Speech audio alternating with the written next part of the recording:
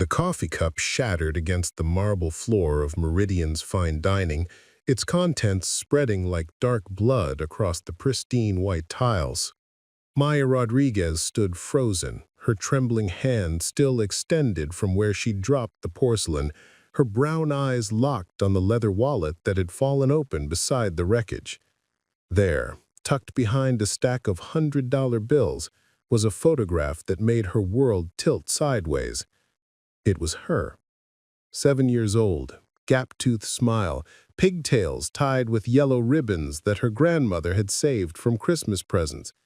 She was standing in front of a rusted swing set in Riverside Park, the same park where she'd spent countless afternoons waiting for a mother who worked 3 jobs and a father who existed only in stories.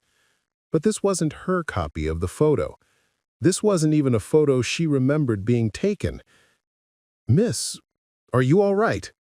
The voice belonged to Marcus Chen, the restaurant's head waiter, whose concerned expression reflected in the floor-to-ceiling windows that overlooked the city's financial district. Outside, snow began to fall in thick flakes, casting the November evening in an ethereal glow that seemed to mock the chaos erupting in Maya's chest. The man whose wallet lay open, distinguished, silver-haired, wearing a suit that probably cost more than Maya made in 3 months, reached down slowly, his movements careful and deliberate. James Ashford, according to the gold nameplate that sat on his usual table, Table 7, where he dined alone every Thursday at precisely 7:30 p.m. For 8 months, Maya had served him his standard order: salmon, asparagus, and a glass of Pinot Grigio. He never spoke beyond pleasantries, never looked at her with anything more than polite acknowledgement, and always left exactly 20% tip calculated to the penny. Now, as his weathered fingers closed around the wallet, Maya caught something in his eyes, a flicker of recognition, a shadow of guilt, perhaps, even fear. The photograph disappeared back into the leather fold, but the image was burned into Maya's retinas like she'd stared too long at the sun. "I'm fine," she whispered, though her voice cracked like thin ice. She knelt quickly, gathering the larger pieces of the cup, while Marcus hurried to get a mop. Her hands shook as she worked, and she could feel Ashford's gaze on her, heavy as a storm cloud. The restaurant hummed with its usual evening energy, the soft clinking of silverware against china, the murmur of business deals and romantic conversations, the subtle jazz that drifted from hidden speakers. But Maya felt like she was underwater, every sound muffled and strange. The familiar weight of her apron, the ache in her feet from standing for 6 hours straight, the persistent smell of kitchen grease that clung to her uniform, all of it seemed to belong to someone else's life. "Please, let me help with that." Ashford's voice was deeper than she'd ever heard it, tinged with something that might have been regret. He started to reach for the broken pieces, but Maya flinched away, her movement so sharp that Marcus paused in his mopping to look at both of them with growing concern. "It's fine," Maya said again, but nothing was fine. Nothing had been fine for a very long time, and now this impossible photograph in this stranger's wallet had torn open questions she'd spent 22 years trying not to ask. She'd grown up in the Riverside Children's Home after her grandmother passed when Maya was 8. The official story was simple: parents unknown, abandoned as an infant, raised by a grandmother who worked as a seamstress until arthritis made it impossible. But Maya had memories that didn't fit the narrative. Fragments of a house with hardwood floors, the sound of classical music playing softly in another room, and the scent of expensive perfume that definitely didn't belong to her grandmother's cramped apartment above the corner laundromat. And now, watching James Ashford carefully fold his napkin and signal for the check with movements so precise they seemed choreographed, Maya felt those buried memories stirring like sediment in disturbed water. "Your total comes to $48.67, she managed, her voice steadier than she felt. She avoided looking at him directly, focusing instead on the receipt she printed with hands that had finally stopped shaking. He handed her a credit card, black, heavy, the kind that had no spending limit, and when their fingers accidentally brushed, Maya felt a jolt of electricity that had nothing to do with attraction and everything to do with recognition. Not of him exactly, but of something deeper. Something that made her 8-year-old self want to reach out across 14 years and ask a question she didn't yet know how to form. The transaction completed in silence. Ashford signed the receipt with a Mont Blanc pen that caught the light from the chandeliers above, added his standard 20% tip, and stood to leave. But instead of walking away as he had every Thursday for 8 months, he paused beside her, close enough that she could smell his cologne. Expensive, subtle, and somehow familiar. "Maya," he said quietly, and hearing her name and his voice sent chills down her arms. She'd never told him her name. Her name tag had been broken for weeks, held together with safety pins and hope. Maya Rodriguez. It wasn't a question. She looked up at him then, really looked, and saw something in his pale blue eyes that made her stomach drop. Recognition. Guilt. And underneath it all, something that might have been love buried so deep it had fossilized. "Do I know you?" The words came out stronger than she felt, charged with a lifetime of unanswered questions and the sudden, terrifying possibility that some of them might finally have answers. For a long moment, he didn't respond. The restaurant continued its elegant dance around them, servers gliding between tables, wine being poured, conversations flowing like water. But in their small bubble of space, time seemed suspended, heavy with the weight of secrets. "You have your mother's eyes," he said finally, so quietly that Maya had to lean closer to hear him. The words hit her like a physical blow. Her mother, the woman who was supposed to be unknown, a ghost story, a blank space on every form Maya had ever filled out. But this man, this stranger who ate salmon every Thursday and carried her childhood photograph, knew something about the woman who had given Maya life and then vanished like smoke. "I don't understand," Maya whispered, though part of her was beginning to, and that understanding was more frightening than the mystery had ever been. Ashford glanced around the restaurant, taking in the other diners, the staff, Marcus, who was still hovering nearby with obvious concern. "Not here. This isn't the place." "Then where?" The question burst out of her, desperate and raw. "When? I've been waiting my entire life for answers, and you're standing here telling me you knew my mother and expecting me to wait longer?" Something shifted in his expression, surprise perhaps at her directness. He'd probably expected the timid waitress who said please and thank you and never asked for anything more than she was given. But this was bigger than politeness. This was her life, her history, her right to know where she came from. "Tomorrow," he said after a pause that felt eternal. "Riverside Park, the bench by the old swing set, 2 o'clock. The same park from the photograph, of course. He turned to leave, his expensive shoes clicking against the marble floor, but Maya's voice stopped him at the edge of their conversation. "Wait."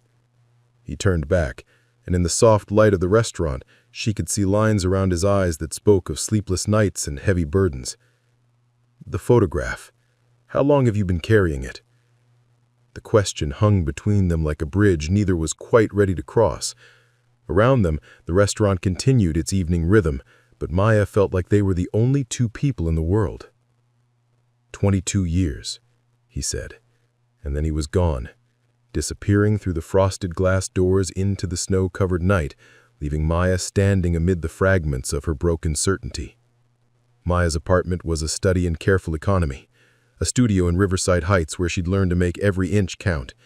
The Murphy bed folded against the wall during the day, transforming the sleeping area into a living room, furnished with a thrift store couch and a coffee table she'd built from milk crates and a sheet of glass found behind a home improvement store. The kitchenette consisted of 2 burners, a half-size refrigerator, and enough counter space for a cutting board if she moved the dish rack to the sink. But it was hers. After aging out of the foster system at 18 with nothing but a garbage bag of clothes and a $200 check from the state, Maya had fought for every small comfort in this space. The potted herbs on the fire escape windowsill, Basil, rosemary, and thyme that she used to make her simple meals taste like something special. The string lights she'd hung around the walls to soften the harsh overhead bulb. The small bookshelf crammed with paperbacks from the library's used book sale, each one read until the spines cracked and the pages went soft. Now, at 1:30 in the morning, she sat cross-legged on the floor with her back against the couch, staring at the wall where she'd taped up every document related to her past. Birth certificate with "Father Unknown" typed in stark black letters, her grandmother's death certificate, the single photograph she had of herself as a child, different from the one in Ashford's wallet, but taken around the same time. In this one, she was reading a book under a tree, completely absorbed, unaware of the camera. She'd looked at these documents thousands of times, memorizing every detail, every stamp and signature. But tonight, they seemed like props in someone else's story. Maya's phone buzzed with a text from her coworker Jenna. "Girl, Marcus said you dropped a whole cup on table 7 tonight. Are you okay? That's not like you." That's not like you. The words stung because they were true. Maya prided herself on competence, on being reliable and invisible in equal measure. She showed up early, stayed late without complaint, and had never, not once, let her personal drama interfere with work. She was the girl who covered shifts when other servers called in sick, who remembered every customer's preferences, who could carry 4 plates on one arm and still smile genuinely to the rudest customers. It was a survival skill she'd learned early. Be useful, be pleasant, be forgettable. Don't ask for more than you're given. Don't expect more than you can provide for yourself. She texted back, "Long day. I'm fine." But she wasn't fine. She was angry, and the anger surprised her with its heat. For 22 years, she'd accepted the story of her origins. Abandoned baby, no family, lucky to have been raised by a grandmother who loved her fiercely until dementia stole her memories and eventually her life. Maya had built her identity around being alone, around needing no one, around making peace with questions that had no answers. But if James Ashford had carried her photograph for 22 years, if he knew her mother, if he knew the truth about where she came from, then someone had been lying to her for her entire life. She pulled out her laptop, the ancient Dell she'd bought used when she started taking night classes at the community college. 2 semesters toward a business degree, paid for with tip money and dreams of maybe someday opening her own restaurant. She typed James Ashford into the search bar and felt her breath catch at the results. Ashford Industries, real estate development, net worth estimated at $240 million. Philanthropist, divorced, 1 child, deceased. Maya clicked on the obituary link with trembling fingers. Michael James Ashford, beloved son of James and Patricia Ashford, died in a car accident at age 16. He was an honor student at St. Augustine Preparatory Academy, captain of the debate team, and volunteer at the Riverside Children's Home. The Riverside Children's Home, where Maya had lived from age 8 until 18. She stared at the screen until the words blurred, her mind trying to process connections that felt both impossible and inevitable. A rich man's son volunteering at the orphanage where she'd grown up. A man carrying her photograph for 2 decades. The careful way he'd said her name, as if it meant something more than just another server's identity. Maya had learned not to construct fantasies around the absence of information. She'd seen too many foster kids torture themselves with stories about parents who were going to come back, families who were looking for them, explanations that would make sense of their abandonment. But this wasn't fantasy. This was evidence, tangible and terrifying. She opened a new search tab and typed Patricia Ashford obituary. The results loaded slowly on her ancient internet connection, but when they did, Maya felt the world shift again. Patricia Rose Ashford, née Williams, passed away after a long battle with cancer. She is survived by her husband, James, and son, Michael. Patricia was known for her charitable work, particularly with children's organizations. In lieu of flowers, donations may be made to the Riverside Children's Home. The photograph loaded below the text, and Maya's coffee mug slipped from nerveless fingers, adding another small disaster to her evening. Patricia Ashford had been beautiful, elegant in the way that money and good breeding could create, but with something warmer in her eyes, something that looked familiar. Maya stumbled to the bathroom and stared at herself in the medicine cabinet mirror, seeing her face as if for the first time. The same dark eyes, though hers were framed by her father's olive complexion rather than Patricia's pale skin. The same shape to the mouth, the same stubborn set to the chin. And suddenly, the expensive perfume she sometimes remembered from her earliest childhood made sense. The classical music, the house with hardwood floors that she'd convinced herself was a dream. She sank onto the edge of the bathtub, her mind reeling. If James Ashford was her father, then Patricia Ashford was her mother. The man who had eaten at table 7 every Thursday for 8 months, who had watched her serve him salmon and asparagus and wine, and who'd left polite tips and never acknowledged that he knew her name or where she came from. The man who had let her grow up in foster care while he lived in a mansion and built a business empire. Maya's anger crystallized into something sharp and purposeful. She had questions, and tomorrow she would get answers, all of them. But first, she needed to understand what she was walking into. She spent the rest of the night researching, following every link and cross-reference she could find.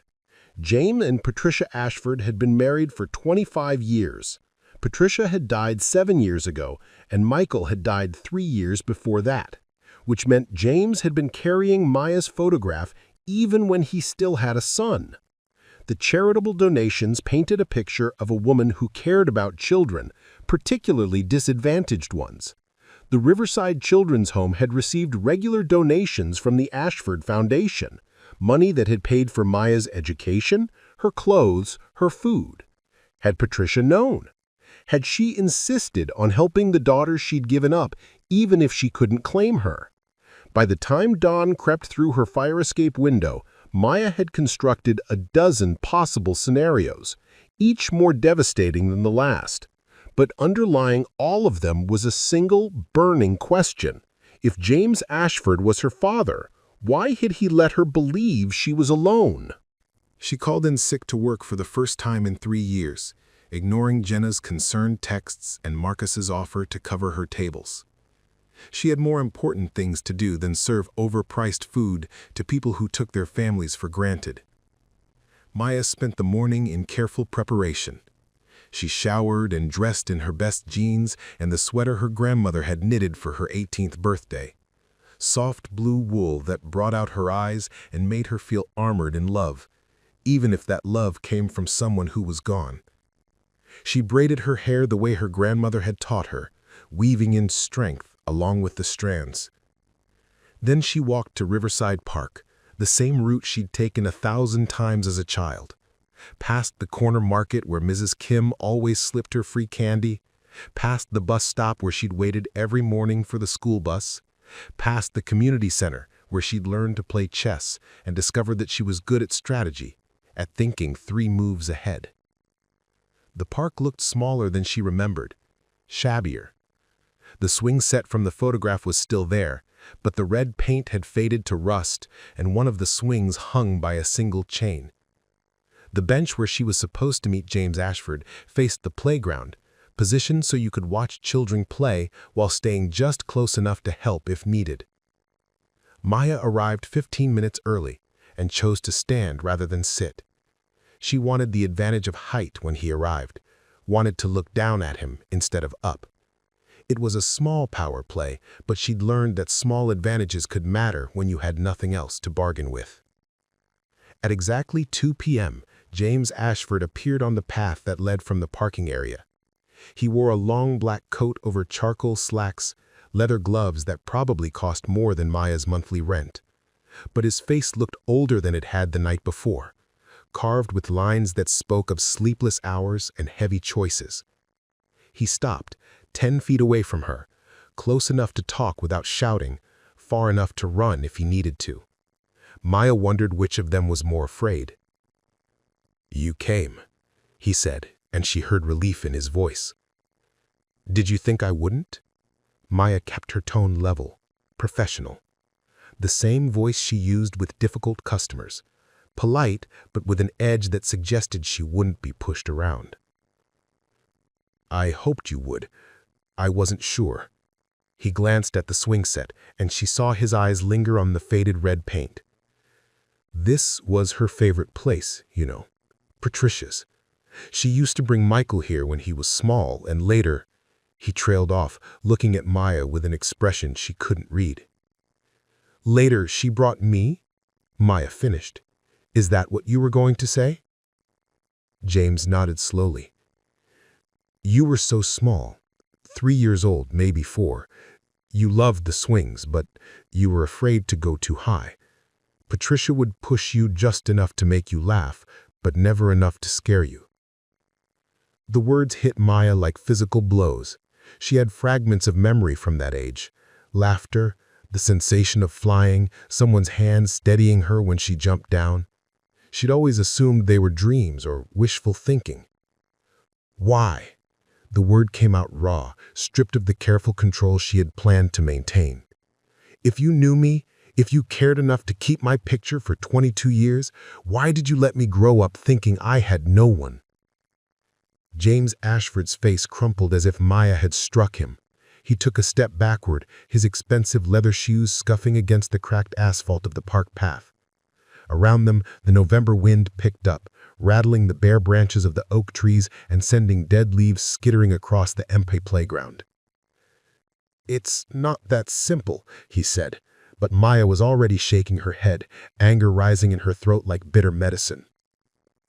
"Don't," her voice cut through the air sharp enough for him to flinch. "Don't you dare tell me it's complicated.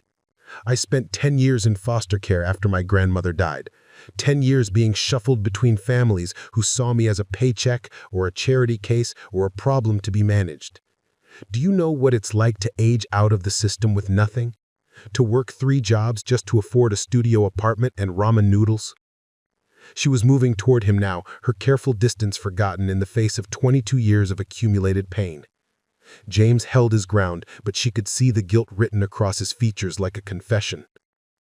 "You want to know what's not simple?" Maya continued, her voice rising. "Having to choose between buying textbooks and eating dinner.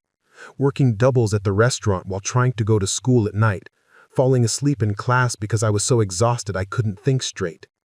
Watching other kids get adopted by families who wanted them, while I stayed behind because I was too old, too angry, too damaged." "Maya, please." "No." The word exploded out of her.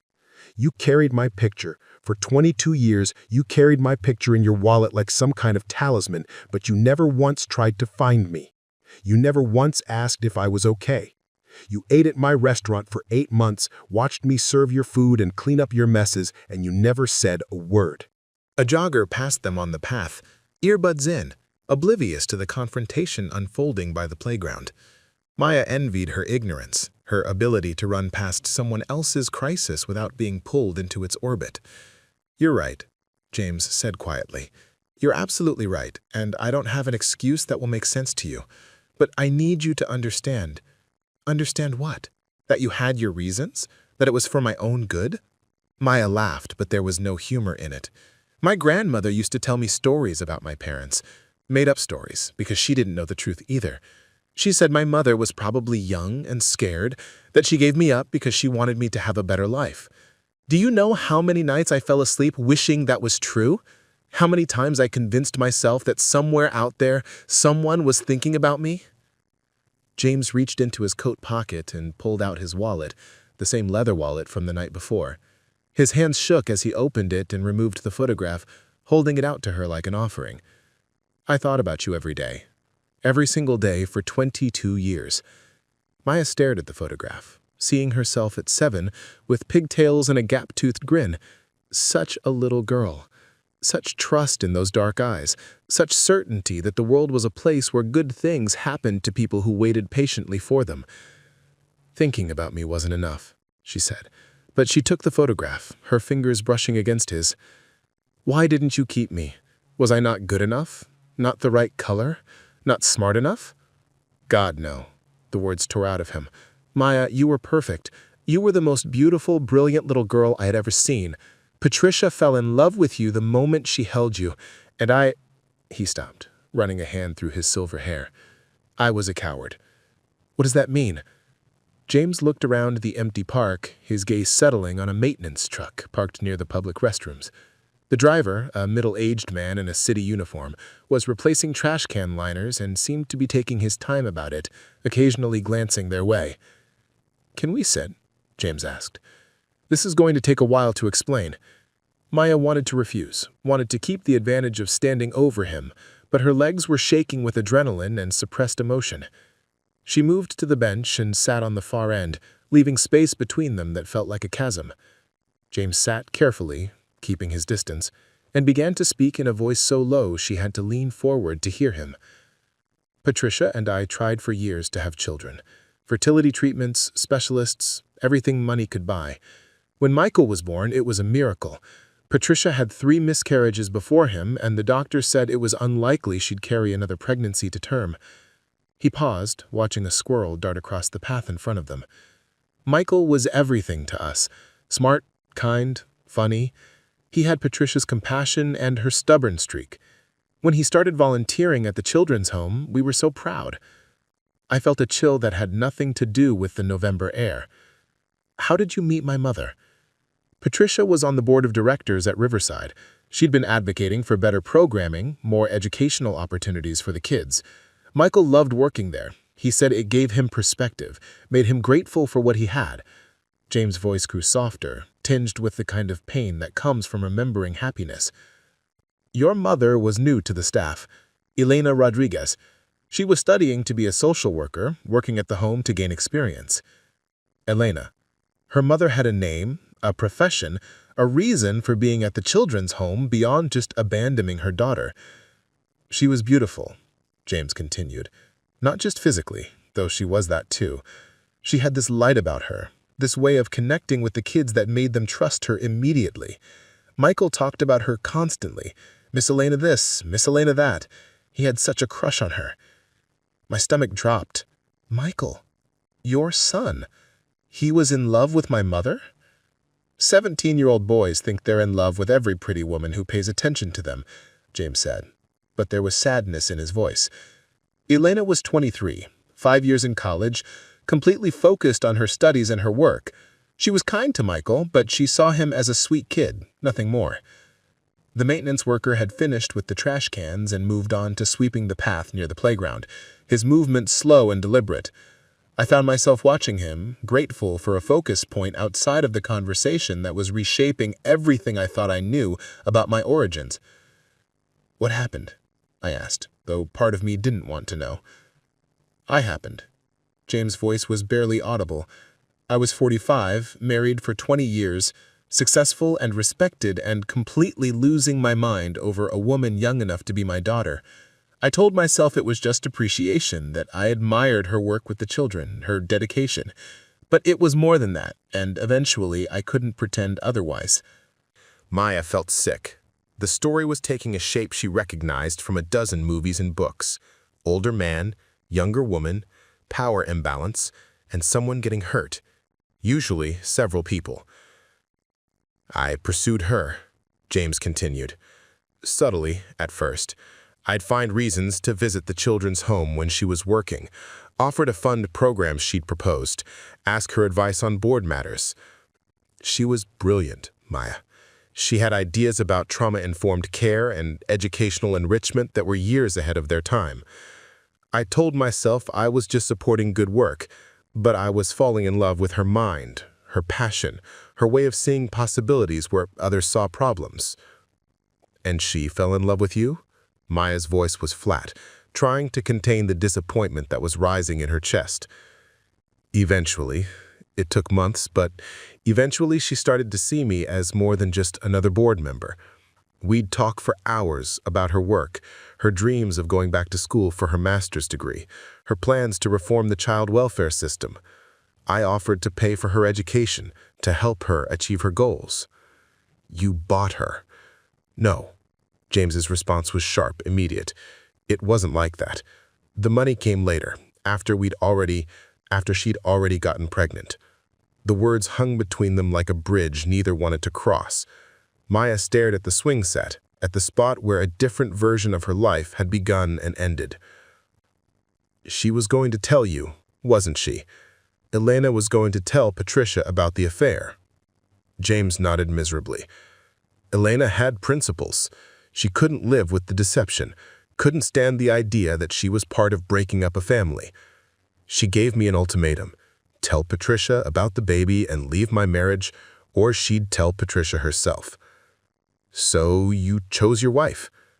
I chose my son. The correction was quiet but firm. Patricia had been battling depression since her last miscarriage. She was finally getting better, finally finding joy in life again through her work with the children's home and watching Michael grow up. And Michael, he was applying to colleges, looking forward to his future. I couldn't destroy their world for my own selfishness. Maya turned to look at him fully for the first time since they'd sat down. His profile was sharp against the gray November sky, aristocratic and weathered. She could see herself in the line of his jaw, the shape of his hands. So you paid my mother to disappear. I offered to support her through the pregnancy and beyond, to set up a trust fund for the baby, to pay for Elena's education, to make sure you both had everything you needed. His voice was defensive now, as if he could retroactively justify his choices. Elena was proud, but she was also practical. She knew she couldn't afford to raise a child on her own while going to school. But she didn't disappear, did she? I have memories of being with Patricia, of being in your house. James closed his eyes, and Maya saw tears squeeze from the corners of his eyes. Elena tried to make it work on her own for the first 3 years. She moved back in with her mother, your grandmother, and got a job at another social services agency. But she was struggling, working too many hours, barely making ends meet. Your grandmother was getting older, her arthritis was getting worse, and taking care of you was becoming too much for her. The maintenance worker had moved close enough that Maya could hear the scrape of his broom against the asphalt. She wanted to tell him to leave, that this wasn't a conversation for strangers to overhear, but she also didn't want to interrupt the flow of James's story. Elena came to see me when you were 3, she continued. She was desperate, exhausted, at the end of her rope. She asked if Patricia and I could consider adopting you, not permanently, just until she finished school and got established in her career. She thought if she explained the situation, if she was honest about her connection to the children's home, Patricia might be willing to help. And Patricia agreed? Patricia fell in love with you immediately. You were this perfect combination of serious and silly, cautious and curious. You'd ask a million questions about everything, but you were also content to sit quietly with a book for hours. Patricia had always wanted a daughter, and suddenly, there you were. Maya felt a surge of longing so intense it took her breath away. She had fragments of memory from that time. A woman with kind hands teaching her to braid friendship bracelets, the smell of baking cookies, bedtime stories read in a voice full of warmth and patience. How long? How long did I live with you? 2 years, from when you were 3 until you were 5. Patricia treated you like her own daughter, and you bloomed under that attention. You started calling her Mama Pat, and she'd light up every time you said it. Then why? Michael. The name came out like a confession. Michael figured it out. He was 15, old enough to do math, old enough to see the resemblance between you and Elena. He confronted me one night, asked if Elena was your mother, if I was your father. I tried to deny it, but Michael was too smart, too persistent. Maya felt her heart sink. She was beginning to understand the shape of the tragedy, the way her presence in the Ashford family had been a bomb waiting to explode. He was devastated, James continued, not just because of the affair, but because of the lies. He felt like I'd betrayed everything he believed about our family, about me, and he was angry about Elena. He still had feelings for her, and discovering that she'd been with his father, that she'd had his child, it destroyed something in him. The maintenance worker had finished his sweeping and was loading his equipment back into the truck. Maya watched him work, envying his simple purpose, his uncomplicated day. Michael threatened to tell Patricia everything unless I sent you away. He said he couldn't stand to look at you knowing what you represented, couldn't pretend to be your big brother when you were proof of my betrayal. James' voice broke. I should have stood up to him. I should have gotten us all into family therapy, should have found a way to make it work. But I was terrified of losing Patricia, terrified of destroying our marriage. And Michael was so angry, so hurt. So you sent me back to my grandmother. Elena had finished her degree and gotten a job with the county. She was finally in a position to provide for you properly, or so I told myself. I convinced her it would be better for everyone if you went back to live with her and your grandmother, that Patricia and I needed time to work through our marital problems without the complication of... without me. Maya's voice was steady, but inside she felt like she was falling from a great height. I set up the trust fund, like I'd promised, made sure you had everything you needed, clothes, books, educational opportunities. I paid for your grandmother's medical bills when she got sick, made sure she had the best care available. Money. Maya stood up abruptly, needing distance from him, from the bench, from the weight of his explanations. You thought money could make up for throwing me away like I was inconvenient. It wasn't like that. It was exactly like that. She spun to face him, her carefully controlled composure finally cracking. You had 2 years to be my father, 2 years where I had a mother who loved me and a home and a family, and you threw it all away because your precious son couldn't handle sharing your attention. James stood as well, his hands extended as if he could somehow bridge the gulf between them with gestures. Maya, please try to understand. I was trying to protect everyone. I thought if I could keep the truth contained, if I could manage the situation carefully, you thought you could have it both ways. Keep your perfect family intact and ease your guilty conscience by sending checks. How did that work out for you? Did Michael forgive you? Did your marriage survive? The questions hit him like slaps. James aged 10 years in front of her eyes, his shoulders sagging under the weight of old grief. Michael never forgave me, he admitted. Our relationship was never the same after you left. He was polite, respectful, but distant. He threw himself into his studies, his extracurriculars, anything that kept him away from home. And Patricia, she never understood why Elena suddenly decided to take you back. She grieved for you like you died. She'd set up a room for you, bought you clothes for the next school year. When you were gone, she'd sit in that room for hours, just staring at the toys she'd picked out. Good. The word came out harsher than Maya intended, but she didn't take it back. She deserved to know the truth. She deserved better than being lied to. You're right. She did. James looked at the playground, his gaze settling on the swing set where Maya had once laughed under Patricia's gentle push. I thought I was protecting her, but I was protecting myself. I was a coward who couldn't face the consequences of my choices. The maintenance truck pulled away, leaving them alone in the park, except for a few scattered joggers and dog walkers. Maya felt exposed now, as if their conversation might echo across the empty space and reach ears that had no business hearing their family's secrets. What happened to Elena, my mother? What happened to her after you sent us away? James looked surprised by the question, as if he'd expected her to keep focusing on his failures rather than asking about her mother's fate. She threw herself into her work, got promoted quickly, became one of the youngest supervisory social workers in the county. She was brilliant at her job, Maya. She revolutionized how they handled placement for older children, developed programs that are still being used today. But she never got over losing Patricia. Or you, really. Losing the life she'd imagined for you with us.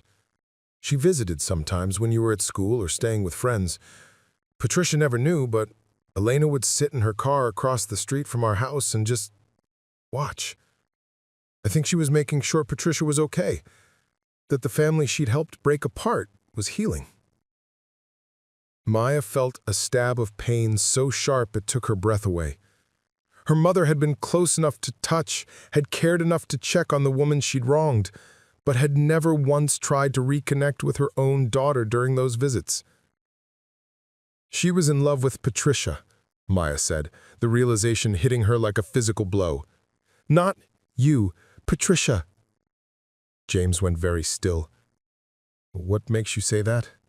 Because she gave me up twice, once to keep from destroying Patricia's marriage and again to avoid destroying Patricia's illusion of a happy family. She never fought for me, never demanded that I be part of your world, but she couldn't stay away from Patricia entirely. Maya, she was in love with the woman whose husband she'd slept with. Maya's voice was rising again, drawing attention from a woman walking her dog near the tennis courts. That's why she couldn't tell Patricia the truth herself. That's why she let you make all the decisions about my life. She was protecting the woman she loved, not the man she'd made a mistake with. James opened his mouth to respond, but Maya wasn't finished. How long? She demanded. How long after you sent me away did my mother kill herself? The question hung in the air like a curse. James's face went white, and Maya knew she'd guessed correctly. Elena Rodriguez hadn't died in an accident or from illness. She'd made a choice, and Maya was beginning to understand why. 3 years, James whispered. When you were 8, she'd been struggling with depression, drinking too much, missing work. Your grandmother was worried about her, tried to get her into treatment, but Elena kept saying she was fine, that she just needed time to figure things out. Maya felt the world tilt sideways. 8 years old. The same age she'd been when her grandmother had sat her down and explained that Mama was never coming home, that it would just be the two of them from now on. Maya had cried for weeks, not understanding why her mother had chosen to leave her, why love wasn't enough to make someone stay. She left a letter, James continued, his voice barely audible. Your grandmother found it. Elena asked her to make sure you knew that it wasn't your fault, that you were the best thing that had ever happened to her, but that she couldn't live with the choices she'd made. What choices? Maya's voice was dangerous now, quiet in the way that preceded explosions. The choice to sleep with a married man, the choice to give me up, or the choice to fall in love with his wife? All of it. The guilt was eating her alive. She felt like she'd destroyed Patricia's happiness, corrupted the children's home where she'd started her career, abandoned her daughter for people who could never really be her family. She couldn't see a way forward. Maya turned away from him, focusing on the rusted swing set where this conversation had begun. Such a small place to hold so much history, so much pain. She could almost see herself at 7, pushing off with her small feet, rising into the air with complete faith that gravity would bring her safely down again. Did Patricia know? When Elena died, did Patricia know why? No. I made sure the letter stayed private. Your grandmother just knew that the woman who'd worked at the children's home, who'd brought you into our lives, had died tragically. She went to the funeral, paid for the flowers. She grieved for Elena like she'd grieved for you, like she'd lost family. Because she had. Maya's voice cracked. She'd lost the woman she could have loved if you hadn't gotten in the way. Maya, you don't know that. Don't I? You said Patricia never understood why Elena took me back. You said she grieved like I'd died. You said Elena couldn't stay away, couldn't stop checking on Patricia even after your affair ended. What does that sound like to you? James had no answer. Around them, the park continued its quiet afternoon rhythm.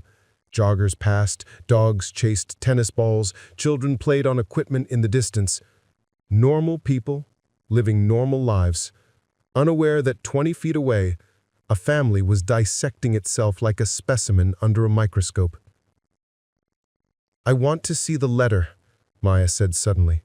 "The Elena left. I want to read it." "I don't have it.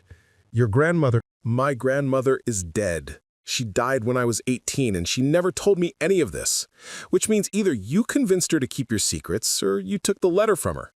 Maya stepped closer to him, close enough to see the guilt written in every line of his face. Which was it? James looked like a man drowning in shallow water. Your grandmother called me after Elena died. She was distraught, confused about what to tell you, whether you should know the truth about your parentage. I convinced her it would be better to wait until you were older, until you could handle the complexity of the situation. You convinced her to lie to me. I convinced her to protect you. You were 8 years old, Maya. You just lost your mother. Adding the truth about your parentage, about the circumstances of Elena's death, would have been traumatic. More traumatic than growing up thinking I was completely alone in the world? Maya's voice rose to a shout. More traumatic than believing my mother abandoned me because I wasn't worth fighting for? A group of teenagers playing basketball on the court across the park had stopped their game to stare at them. Maya didn't care. 22 years of careful politeness, of making herself small and undemanding, was burning away like paper in a fire. "I sent money," James said desperately. "I made sure you had everything you needed: college fund, medical expenses, support for your grandmother when she got sick. I tried to take care of you the only way I could." "The only way you could without admitting I existed," Maya laughed, but it sounded more like sobbing. "You want to know the really funny part? I used to fantasize about meeting my father someday. I'd imagine him as someone who regretted giving me up, who'd been searching for me, who'd have some grand explanation that would make sense of everything. I never imagined he'd be watching me serve him dinner twice a week and pretending not to know my name. I knew your name. I knew everything about you, your grades, your jobs, your dreams of opening a restaurant someday. Maya Elena Rodriguez, born October 15th at 3:42 in the morning after 18 hours of labor that nearly killed your mother, but she said it was worth it because you were perfect, absolutely perfect." The words hit Maya like a physical blow. Her middle name was Elena. She'd always assumed it was after some saint or distant relative, but it was her mother's name. Everything, even her identity, was a lie built on top of other lies. "Stop," she whispered. But James continued as if he couldn't help himself. "You spoke in full sentences by the time you were 2. You taught yourself to read by watching Patricia read to you. You had nightmares about losing people, so Patricia bought you a stuffed elephant named Hope that you carried everywhere. When you were 4, you asked Patricia if you could stay with us forever, and she cried because she wanted to say yes, but she knew it wasn't her decision to make." "Stop!" The word came out louder now, more desperate. "You were the light of Patricia's life for those 2 years. She used to say you saved her from her depression, gave her a reason to be happy again. When you were gone, she started volunteering at the children's home obsessively, as if she could find you again and other lost children." "Stop!" Maya's scream echoed across the park, causing heads to turn and conversations to pause. She was shaking now, her carefully constructed walls crumbling under the weight of information she never asked for but had always needed. James fell silent, but the damage was done. Maya could see it all now. The life she could have had, the mother who loved her enough to give her up twice, the stepmother who had grieved for her like she was family. All of it stolen by his cowardice and his son's jealousy and her own mother's impossible love for a woman she could never have. "Where's Michael now?" she asked, her voice flat with exhaustion. "Your precious son who couldn't bear to share his father with his father's bastard daughter. Did he get his happy ending?" James flinched as if she'd slapped him. "Michael died in a car accident when he was 16, 3 years after you left, 2 years before before your mother died." The news should have felt like justice, but instead Maya felt hollow. Another life lost to the web of lies and impossible choices that had defined her existence. How? He was driving too fast in the rain, lost control on a curve and hit a tree. The police said he died instantly. He'd been at a party, had been drinking. Patricia blamed herself, thought if she'd been a better mother if she'd seen the signs of his depression. His depression? After you left, Michael was never the same. The guilt aided him. Not just about demanding that you leave, but about the way he'd handled the whole situation. He'd lost his faith in our family, in me, in everything he'd believed about right and wrong. He started acting out, getting into fights at school, drinking, running with kids who were bad influences. Maya felt a sick satisfaction that she immediately hated herself for. Michael had suffered for his choice to exile her, but that suffering had killed him, and her existence had killed him, just as surely as it had killed her mother. So Patricia lost everything, Maya said. Her stepchildren, her son, and eventually her marriage? Our marriage lasted another 2 years after Michael died. Patricia threw herself into grief counseling, support groups, charity work. She wanted to have another child, thought it might help us heal. But I couldn't risk it. I was too afraid of losing someone else, too afraid of making another mistake that would destroy lives. James looked older than his 67 years, bent under the weight of accumulated loss. Patricia filed for divorce 6 months before she was diagnosed with cancer. Said she couldn't live with a man who was too afraid to live. The pieces were falling into place now, completing a picture Maya wished she'd never seen. Patricia had died alone, essentially divorced from the man who'd lied to her, and grieving for children who were dead or lost. Elena had died believing she'd destroyed the only woman she'd ever loved. Michael had died carrying guilt that wasn't entirely his to bear. And Maya had grown up believing she was unwanted by everyone. "You destroyed everyone," she said, the words coming out quiet but clear.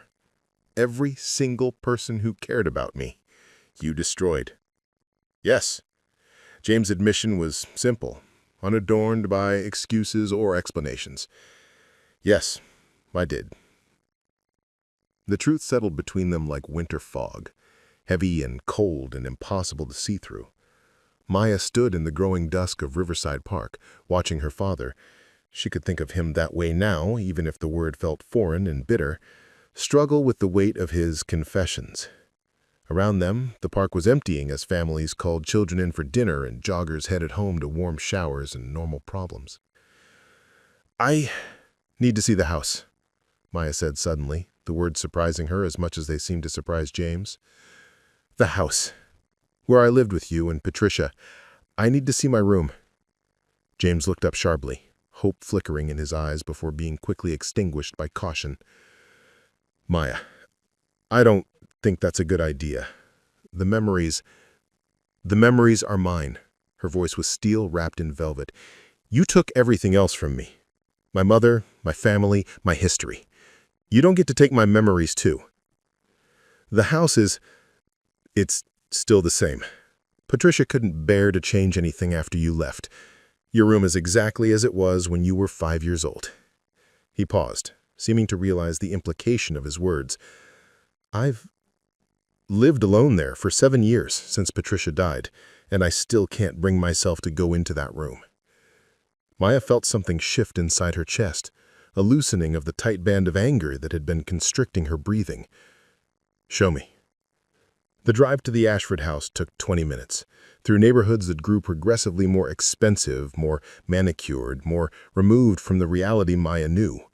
She followed James's silver BMW and her 15-year-old Honda Civic, feeling like she was crossing between worlds.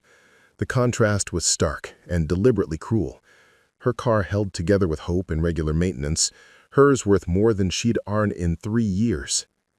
The house was exactly what she'd expected, and nothing like she'd remembered. Georgian colonial, red brick and white columns, perfectly landscaped grounds that probably cost more to maintain than Maya's annual salary.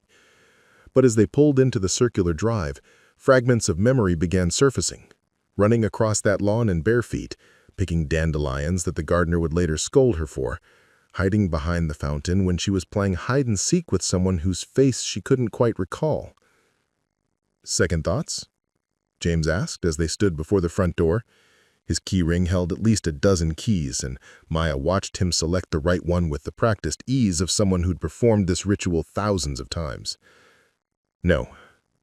But her voice was smaller than she'd intended. Standing here, she felt 5 years old again, small and uncertain, and desperately wanting to belong somewhere. The entryway was grand in the way that old money demanded. Marble floors, crystal chandelier, oil paintings of stern-faced ancestors who probably never imagined their descendant would one day bring his illegitimate daughter home to view the ruins of their family. Maya's footsteps echoed as she followed James up the curved staircase past family photos that told the story of a life that she'd been erased from. Patricia redecorated after the divorce, James said, perhaps noticing her attention to the photos. She took most of the family photos with her when she moved out. These are just remnants. But Maya wasn't looking at the formal portraits anymore. Her attention had caught on a small framed photo halfway up the stairs.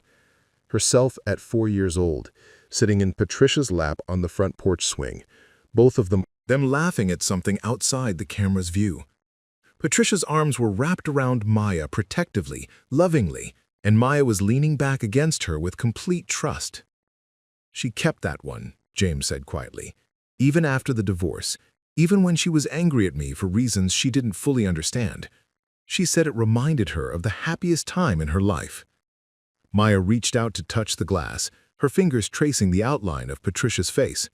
The woman in the photo looked genuinely joyful, not the careful happiness of someone posing for a camera, but the unguarded delight of someone who was exactly where she wanted to be. She loved me. It wasn't a question. She adored you. You were the daughter she'd always wanted, the completion of our family that she thought she'd never have. James's voice was rough with old grief. Letting you go nearly broke her. She never understood why Elena suddenly wanted you back, why someone who'd struggled so hard to provide for you would take you away from a home where you were thriving. They continued up the stairs in silence, past more photos and memories that Maya was just beginning to reclaim. At the end of the hallway, James stopped before a white door marked with wooden letters that spelled out Maya in bright primary colors. "Are you sure about this?" he asked, his hand on the doorknob. Maya nodded, not trusting her voice. The door opened onto a child's paradise, or at least what a child's paradise looked like when designed by people with unlimited resources and deep love. The walls were painted a soft lavender with a border of dancing elephants that made Maya's breath catch. She remembered those elephants, remembered tracing their trunks with her finger when she couldn't sleep. The furniture was child-sized but high quality, a white canopy bed with pink and purple curtains, a bookshelf filled with picture books and early readers, a child's desk with art supplies neatly organized in colorful containers. But it was the details that broke Maya's heart. The nightlight shaped like a crescent moon, the rocking chair positioned perfectly for bedtime stories, the dress-up clothes hanging in a tiny armoire. And there, sitting on the pillow of the carefully made bed, was a gray stuffed elephant with worn velvet ears and a pink bow around its neck. "Hope," Maya whispered, the name coming back to her with stunning clarity. "You carried her everywhere," James said from the doorway. "Patricia had to sneak her into the washing machine while you napped because you refused to be separated from her even for cleaning." Maya moved to the bed and picked up the elephant, surprised by how small it seemed in her adult hands. But the moment she held it, she was 5 years old again, and Hope was exactly the right size for comfort and protection against the monsters that lived in bedroom shadows. "Why did you keep all this?" Maya asked, looking around at the room that had been maintained like a shrine for 17 years. "Why didn't you donate the toys, repaint the walls, turn it into an office or a guest room?" James was quiet for so long that Maya turned to look at him. He was standing just inside the doorway, as if he didn't dare come any closer to the memories the room contained. "At first, I told myself you might come back, that Elena would realize she'd made a mistake, that she couldn't provide for you the way we could. I kept everything ready for your return." He paused, running a hand through his silver hair. "Later, after Elena died, and I knew you were living with your grandmother permanently, I still couldn't bring myself to change anything. This room was proof that you had existed, that you were part of our family, that for 2 years we'd been whole." Maya sat on the small bed, Hope in her arms, and looked around at the evidence of a love she'd forgotten she'd lost. There were drawings on the walls, childish crayon pictures of stick figures labeled Mama Pat, Daddy James, and Maya, and suddenly she remembered making them, remembered Patricia hanging each one up with ceremony and pride. She called herself Mama Pat, Maya said, the memory surfacing with painful clarity. You started that. She introduced herself as Patricia, but you decided that was too formal. She cried the first time you called her Mama Pat, happy tears that she tried to hide so she wouldn't scare you. More memories were flooding back now. Patricia reading to her in the rocking chair, her voice soft and musical as she brought stories to life.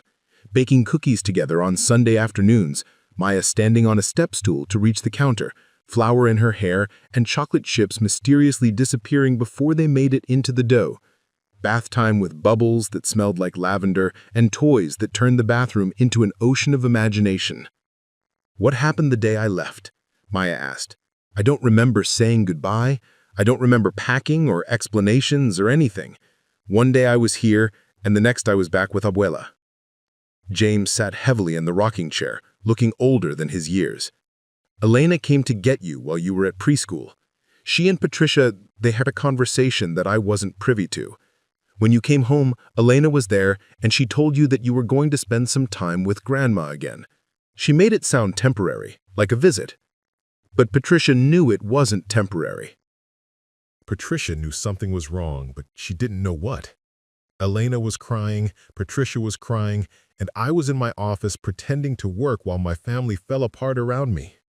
His voice was bitter with self-recrimination. You were so excited to see Elena, so happy that she'd come to visit. You showed her your room, your toys, told her about preschool and your friends. You had no idea you were saying goodbye. Maya closed her eyes, and suddenly she could see it. Elena in this very room, trying to smile while her heart was breaking. Patricia hovering in the doorway with tears in her eyes.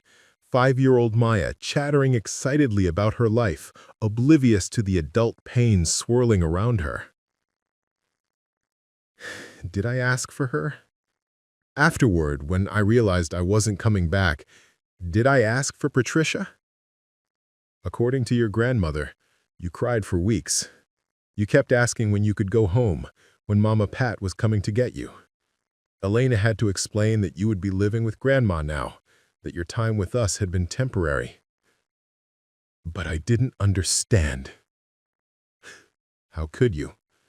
You were 5 years old. All you knew was that the people you loved had disappeared without explanation. Maya stood up abruptly, needing to move, needing to escape the weight of recovered memories.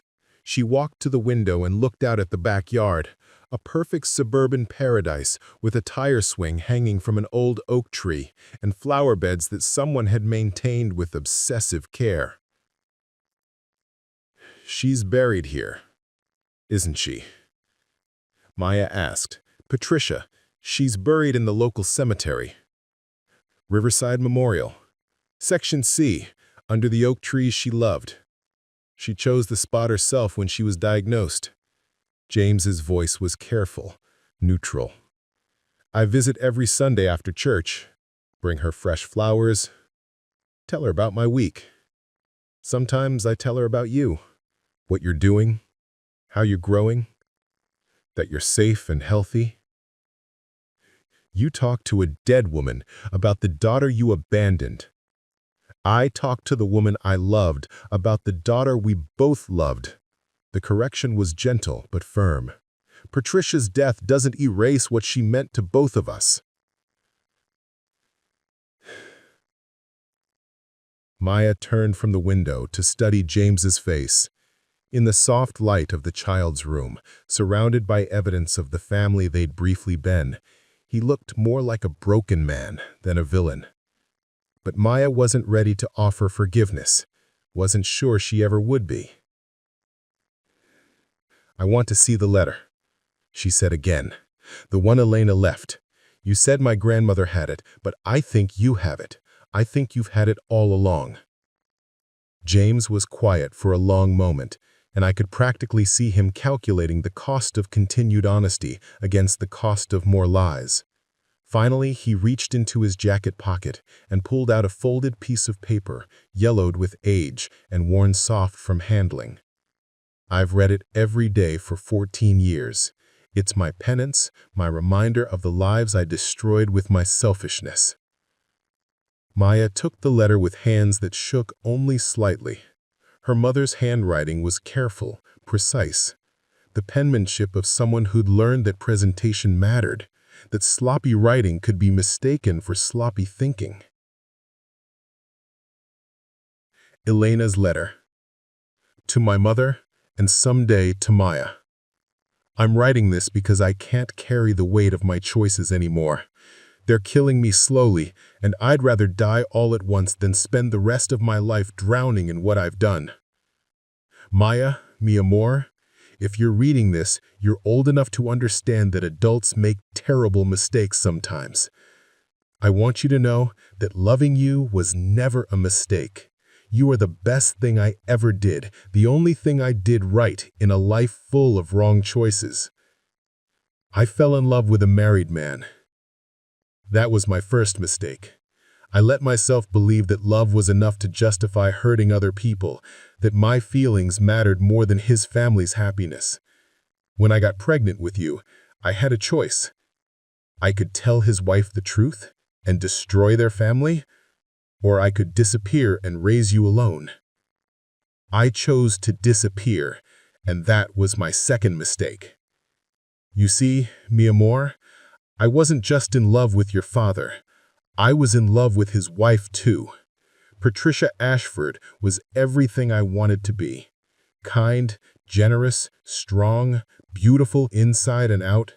When I met her at the children's home, I felt like I'd found the missing piece of myself. She was the mother I wished I'd had, the woman I wished I could become. But I had already been with James, already gotten pregnant, already started a chain of events that would hurt her whether she knew it or not. I thought if I stayed away, if I raised you alone, she could keep her happiness. I thought love meant protecting the people you care about from the truth. My third mistake was letting James convince me to give you to them temporarily.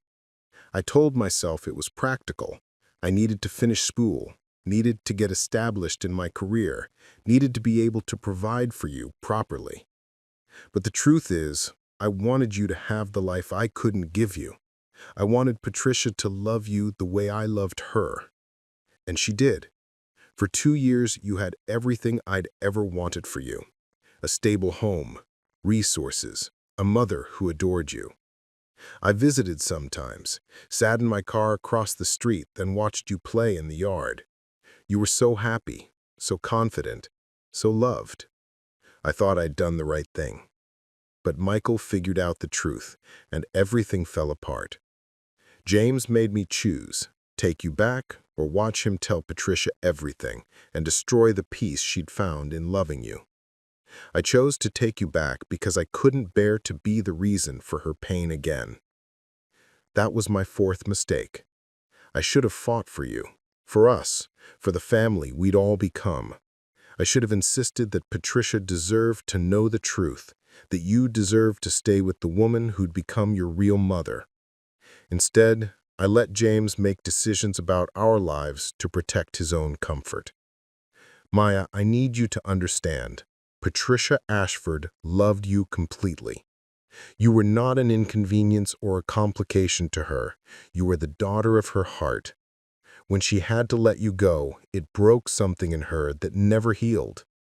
If you ever doubt that you were wanted, that you were loved, remember the woman who called you her sunshine and cried when you couldn't see. I can't live with what I've done. Not the affair, not the lies, but the knowledge that I've hurt the people I love most.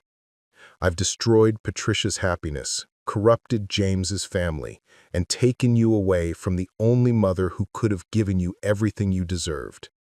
If I could change it all, I would. I would tell Patricia the truth from the beginning.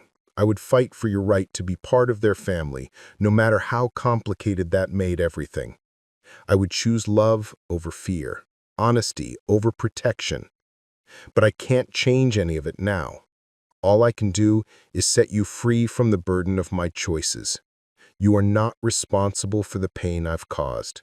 You are not a mistake or a complication or a problem to be solved. You are a miracle, a gift, a reason for joy. Live a life I couldn't, mi amor. Choose love when I chose fear. Fight for what matters when I chose to surrender. And if you ever find Patricia Ashford, tell her that Elena Rodriguez loved her enough to let her go, but not enough to fight for her. Tell her, I'm sorry. Te amo para siempre, mamá. Maya read the letter twice before the words stopped blurring together. When she finished, she folded it carefully and handed it back to James, who took it with reverent hands. She was in love with Patricia, Maya said, her voice steady despite the tears running down her cheeks. Yes. And Patricia never knew. No. Patricia died believing that Elena had simply been a dedicated social worker who'd needed help providing for her daughter. Maya looked around the room again, at the elephant border, at Hope sitting on the bed, at the drawings on the walls that proved she'd once been part of something beautiful and whole. I need to visit her grave, Patricia's. I need to tell her what Elena wanted her to know. James nodded slowly. I'll take you tomorrow if you'd like, or you can go alone, whatever you need. Together. We'll go together.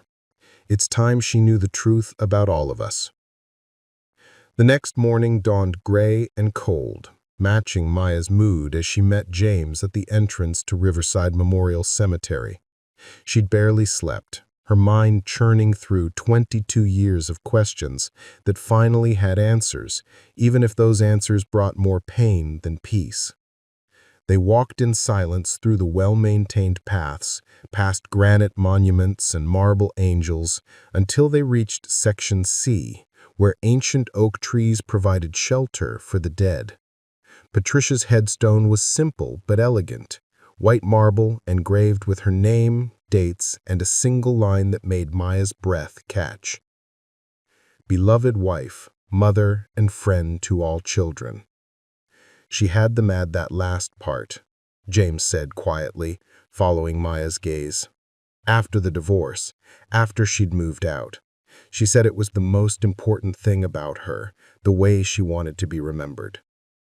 Maya knelt beside the grave, noting the fresh flowers, white roses and baby's breath that someone had placed there recently. You were here yesterday. Every Sunday, I tell her about my week, about the business, about... He trailed off, then continued more quietly. About you. I tell her how proud she'd be of the woman you've become. For the first time since the previous day's revelations, Maya felt something other than anger towards James. Looking at him standing beside Patricia's grave, she could see the weight of his regret, the way grief had carved lines in his face that spoke of sleepless nights and endless self-recrimination. What would you tell her today? Maya asked. If she were here, if she could hear you, what would you say? James was quiet for so long that Maya thought he wouldn't answer. When he finally spoke, his voice was barely above a whisper. I'd tell her the truth. All of it. I'd apologize for the lies, for the cowardice, for letting my fear destroy the family we'd built together. I'd tell her that Elena loved her, that she died carrying that love and the guilt of not being able to express it. He paused, looking down at the headstone. And I'd tell her that our daughter is here, that Maya came home. Maya felt tears she hadn't expected sliding down her cheeks. She was my mother too, wasn't she? Not just biologically, but actually. For 2 years, she was my mother. The truest mother you ever had, James agreed. Biology doesn't make family, Maya. Love does. Choice does. The decision to show up every day and put someone else's needs before your own. Patricia did that for you completely. Maya reached into her purse and pulled out the letter Elena had written, now refolded and worn from being read and reread through the night. Elena wanted Patricia to know that she loved her, that she was sorry. She carried that burden until it killed her. "What are you going to do with that knowledge?" James asked. Maya looked at the headstone, at the dates that marked a life cut short by cancer, and made a decision that surprised her with its clarity. "I'm going to live," she said simply. Elena chose death rather than face the complexity of love. You chose lies rather than face the consequences of truth. But I'm going to choose differently. She stood up, brushing grass stains from her jeans, and turned to face James fully. "I'm not going to forgive you," she said, and watched him flinch. "Not yet. Maybe not ever. What you did was unforgivable. Not the affair, but the cowardice that followed it. The way you let everyone suffer to protect your own comfort." James nodded, accepting the judgment without argument. "But I'm not going to let your choices define my life anymore. I'm going to apply to the State University social work program. I'm going to follow Elena's path, but I'm going to do it better. I'm going to fight for families like ours, for children caught in the middle of adult failures." "Maya, I'm not finished." Her voice was steady, strong. "I want you to establish a scholarship fund at the university, in Patricia's name, for students studying social work with a focus on family preservation. And I want you to fund a program at the Riverside Children's Home, therapeutic services for children dealing with family trauma." James's eyes widened. "Of course, whatever you want. I'll set it up immediately." "Not whatever I want. What Patricia would have wanted. What Elena would have wanted. What those children need." Maya looked back at the headstone. "And I'm going to tell them about you," she said to the headstone. "All the children who come to stay in your house, I'm going to tell them about the woman who loved a little girl so completely that she grieved for her for 20 years. I'm going to make sure your love story has a better ending." She turned and began walking back toward the cemetery entrance, leaving James standing beside Patricia's grave. But his voice stopped her before she reached the path. "Maya?" She turned back to see him still kneeling beside the headstone, his hand resting on the marble as if he could somehow touch the woman beneath. "She would be so proud of who you've become. Not because of what I did or didn't do, but despite it. You're everything she hoped you'd grow up to be." Maya nodded once, accepting the truth of that statement. Then she walked away from the cemetery, from the graves of the people who had loved her and failed her, and toward a future she would build from the ruins of their choices. Behind her, James remained beside Patricia's grave, finally telling the woman he'd loved the truth she deserved to hear while she was alive. And in the growing wind, Maya could almost hear Patricia's voice, the same voice that had read her bedtime stories and called her sunshine, whispering words of encouragement for the life she was choosing to build. The past was finished. The future was hers to write.